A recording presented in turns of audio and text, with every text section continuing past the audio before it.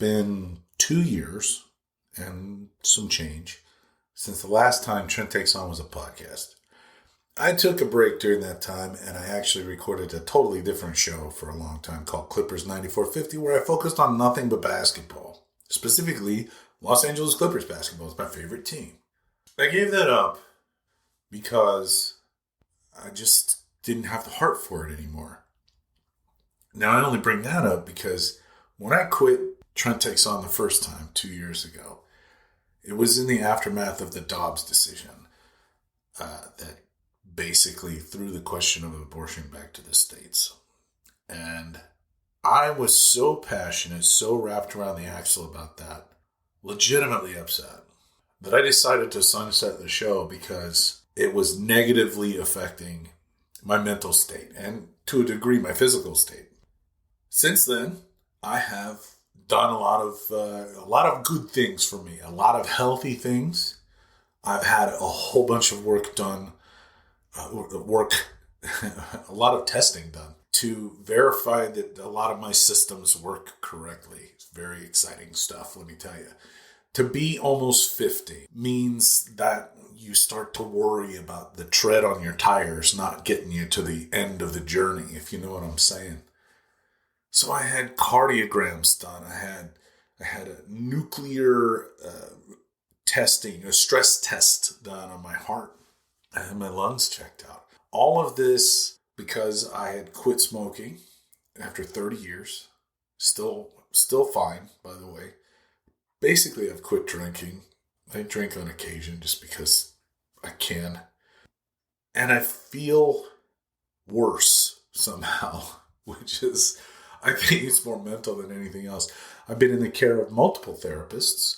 I see them for a while, and then my insurance will decide that they don't feel like covering something. And, this is the state of American medical today.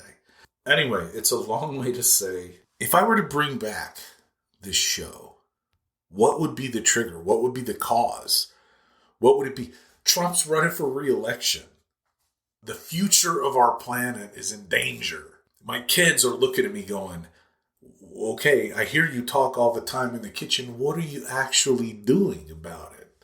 And, you can't just smile and say, you know what, I'm going to wear my merch and I'm going to talk to people in person when I see them. And when they ask about it, when they give me a sideways glance, I'm going to say, yeah, I'm voting Democrat up and down the ballot. I would have said that when it was Joe Biden. I'm definitely saying it now that it's Kamala Harris. See, the thing is, we all have a voice. Sometimes you feel like your voice is unimportant. You feel like nobody listens. You feel like no matter what you say or how you say it, it'll never get across. I have never lacked for confidence. Sometimes I've lacked for audience, but that's one thing. That's two different things to talk about. One thing you can control, the other that you can't. I'm not afraid to speak my truth. I'm not afraid to help a person out. That's what I believe in. I believe in helping out people who need help. I believe in justice. I believe in equality. I believe in equity. I believe that a lot of the things that are being debated right now are none of the government's damn business. There is a little libertarian streak in me because I've decided that what is freedom? What is freedom? This was a question that was posed. I don't remember where it was, but I said, what is freedom? To me, actually, I was watching the DNC. That's where it was posted. To me, freedom is the space to live the life that you want to live. The true you, to find your true identity and to run with it and to be the you that you're supposed to be. Most of this world is designed to tear you down. Most of the things in it are designed to kind of make you conform. But true freedom is the ability to determine who you are and then be that person. That's what freedom is. It's not owning a gun. That's ridiculous. It's not even saying whatever you want to say. Keep in mind that when you say whatever you want to say, there are still repercussions for the things that you say. Freedom is being able to go where you want to go, when you want to go there, but there are limitations on that. But real freedom comes when you determine who you are. And sometimes it takes decades to find that person within you. Sometimes, not so much. But freedom is the ability to explore to get there. Freedom is the ability to be there when you find it. And a lot of the things that the Trump campaign and Republicans today, conservatives today worldwide, are doing is trying to change that definition of freedom. That you're free to do certain things, but many of the things that you would think you'd be free to do, we are going to make those determinations for you. Like how you can travel from one place to another, how you can worship the gods that we choose. Keep that, I phrased it like that on purpose. Who you can love, who you can marry, when you can have kids, how many kids you can have, how few kids you can have. They want to control all those little minutiae parts of your life, which aren't minutiae, because when you make determinations like I'm going to start a family, or I'm going to be in love with this person and I want to be with them further, those are huge decisions, and the government has no business in them. In fact, no one else has any business in them except you and your loved ones. And therein lies what I think is at the heart of this moment of political discourse. There is one side that has determined that the best way to approach politics in 2024 is to, and I quote Steve Bannon, flood the zone with shit. The idea is to throw out so much nonsense, so much idiocy, so many outrageous things that everything sounds outrageous. Even the people who are telling the truth. Even the people who are pursuing things like justice and liberty. Their idea is to make you not believe your eyes and ears. Like the 2020 election was stolen. No, it wasn't. It never was, never has been, never will be. You can't prove it. It's not true. They're already saying that the 2024 election is going to be stolen. That the only legitimate election is one in which they win. And that's fascism. I've warned about fascism in Takes-Ons of the past. All of these podcasts I've archived for my kids and for future people who happen to hear them.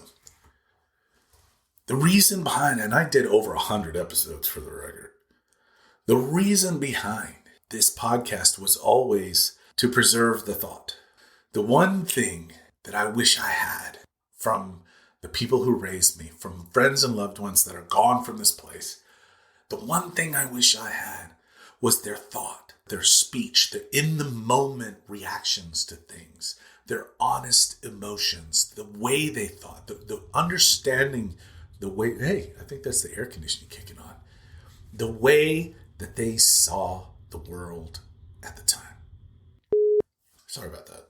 And in my excessively vain attempt to preserve my brain in some way for future generations, I made this podcast. I started this recording process and built it into podcasts, and I dropped it out into the world in this weird thought that I think that I've built myself into a good person. And that if people hear me and hear the process and hear where I've come from to where I am, that maybe in some way I might be able to help someone. And if I could help someone, then that is worth every minute of effort. That is worth every dollar that I put into it, on top of the fact that I already feel like it's worth it because of the effort that I go into preserving this for my kids, because they aren't going to have me forever. And that is the thing that's really hung me up for the last few years.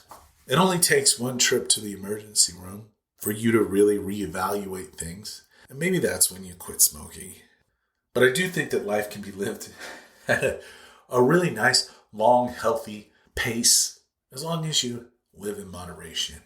Now, all of that comes into question when you talk about the changes that this society is going to undergo should Donald Trump be reelected. It's already imperiled. The forces of good are currently, I would say, in the lead. Some of the things, some of the injustices are starting to be unraveled. There have been huge successes from the Biden administration, including capping the cost of insulin at $35 a month, a program which, had it been in place when my mother was alive could have extended her life by a great deal. And as it is, it will extend my little sister's life. And for that, I am appreciative. There are a lot of diabetics in this world, especially in this country, actually. Huge percentage of diabetics. And that one policy alone has meant the difference in the lives of so many people.